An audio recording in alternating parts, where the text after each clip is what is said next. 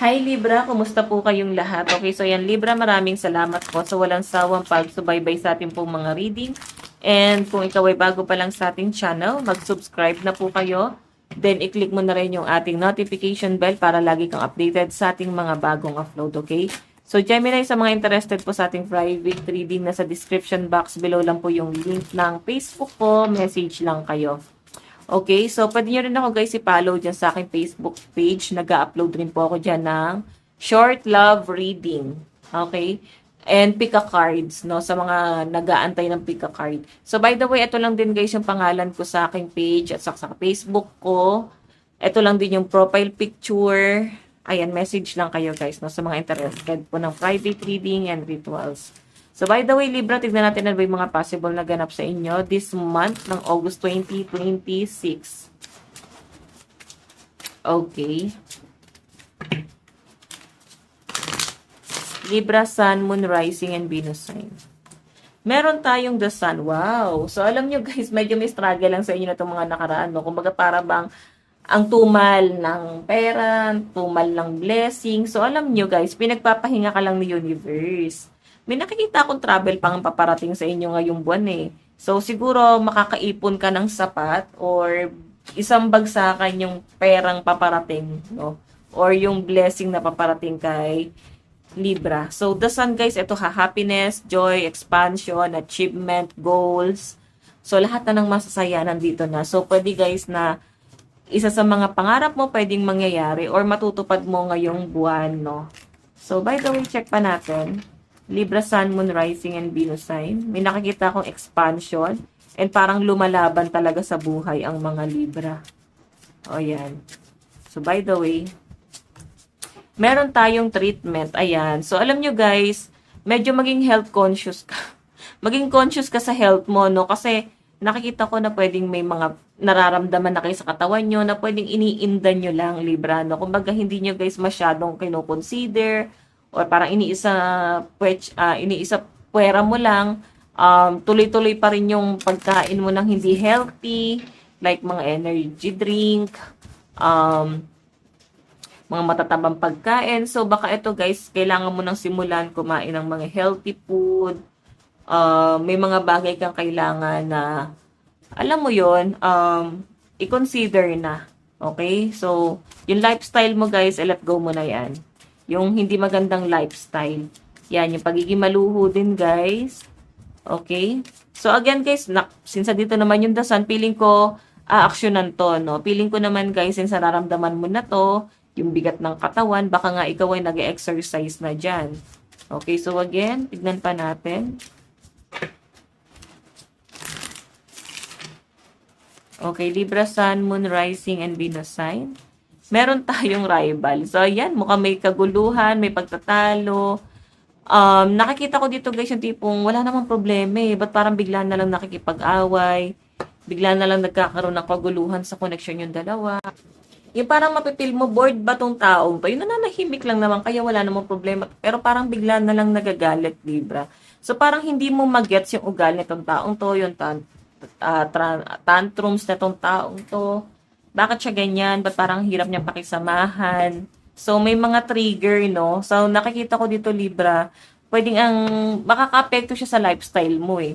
Okay? Yung tipong motivated ka na simulan yung mga positive na naiisip mo sa sarili mo. Tapos parang bigla na naman, guys, madidistract ka na naman dahil nga may gulo nangyayari, may pagtatalo, may bagay na hindi kayo pagkakaunawaan. So, ayan. Tignan natin, or pwedeng may makikipaghaway kay Libra. By the way, check pa natin. Additional message.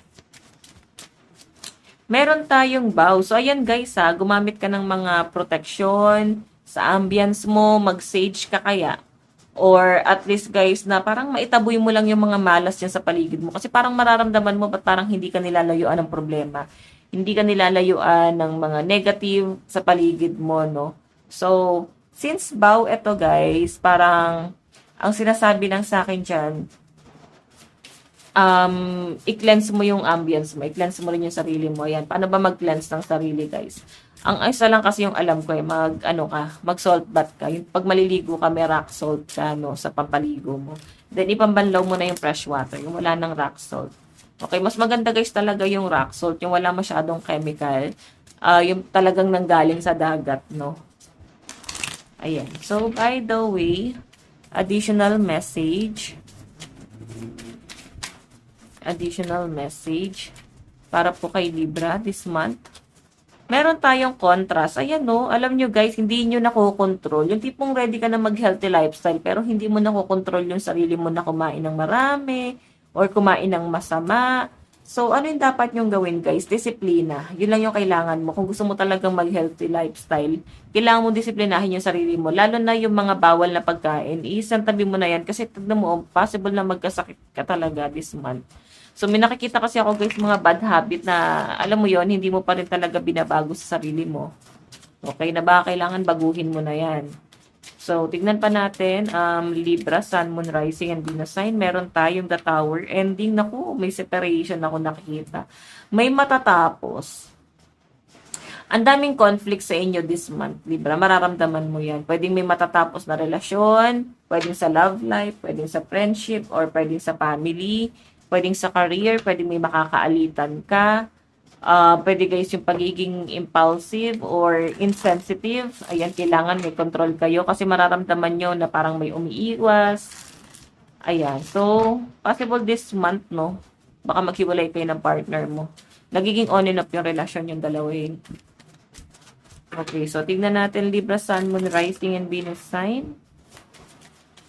Pagdating sa kaperahan po ni Libra, wait lang guys, parang di na naman pantay ito.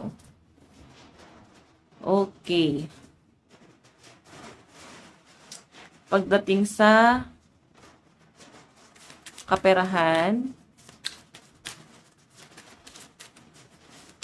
po ni Libra.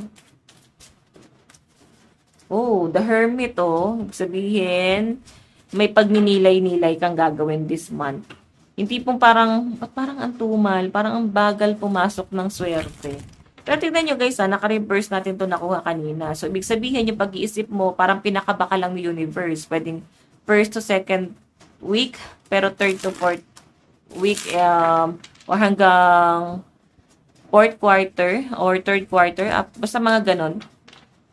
Nakikita ko na parang tuloy-tuloy na yung blessing na papasok yan. Okay, so again, additional message. Additional message para po kay Libra pagdating sa kanilang kaperahan. The Hangman, oh, diba? Masyadong komplikado talaga. Siguro dahil nagkasakit yung iba sa inyo. Hindi kayo makapagtrabaho ng maayos. Lalo na kung may mga Libra dito guys na breadwinner. Ayan. Meron tayong the Chariot. So ito guys, may opportunity paparating. Siguro i-grab nyo na yung opportunity na yan.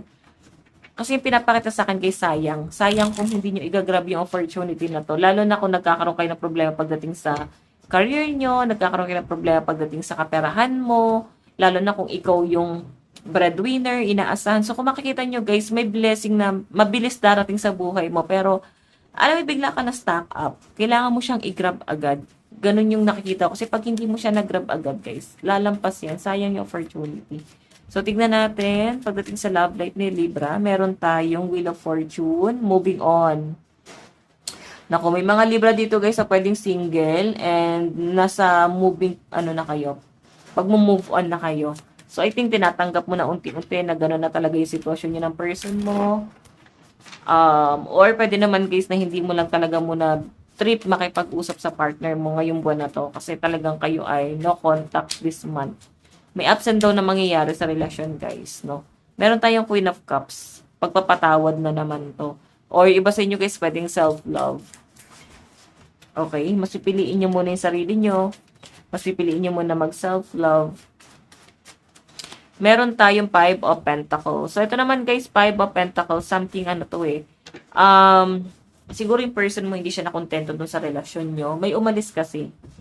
Pwedeng hinanap yung, may kulang doon sa relasyon na hinahanap niya pa rin talaga sa ibang tao. So, possible na nag-end itong relasyon na to kasi pwedeng hindi siya nakukontento doon sa relasyon nyo.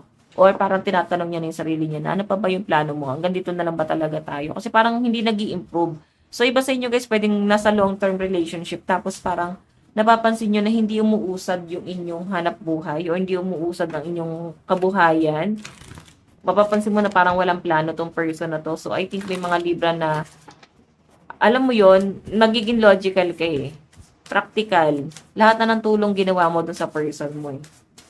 Tignan natin guys yung advice. Meron tayong open up to change. So, ayan no. Kailangan nyo lang guys mag-usap din. Or kung may mga naging nakaalitan kayo, makakaalitan pa lang this month. So, kailangan lang talaga na may pag-uusap or at least meron kang babaguhin sa sarili mo. Kung hindi nila guys kayang magbago para sa sarili nila, so baguhin mo yung sarili mo. Or at least guys, bigyan mo ng space.